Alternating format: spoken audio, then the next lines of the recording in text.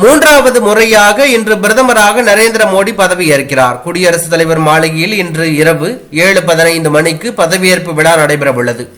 டெல்லியில் இன்று மாலை நடக்கவுள்ள பதவியேற்பு நிகழ்ச்சியில் பிரதமர் மோடியுடன் 30 பேர் அமைச்சர்களாக பதவியேற்க இருப்பதாக தகவல் வெளியாகியுள்ளது.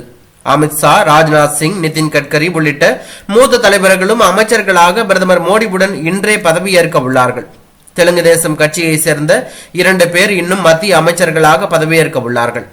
ராமமோகன் நாயுடு மற்றும் சந்திரசேகர் ஆகியோர் மத்திய அமைச்சர்களாக பதவியேற்க உள்ளார்கள். பாஜகவின் கூட்டணி கட்சிகளுடன் விரிவான ஆலோசனை நடத்திய பிறகு அமைச்சரவை விரிவாக்கம் இருக்கும் என தகவல் வெளியாகியுள்ளது. இதற்கிடையே இன்று காலை 11:30 மணிக்கு பிரதமர் மோடி தேநீர் விருந்தளித்தார். இதற்காக மத்திய அமைச்சரவையில் இடம்பெற போகும் உறுப்பினர்களுக்கு அழைப்பு விடுக்கப்பட்டுள்ளதாக தகவல் வெளியானது.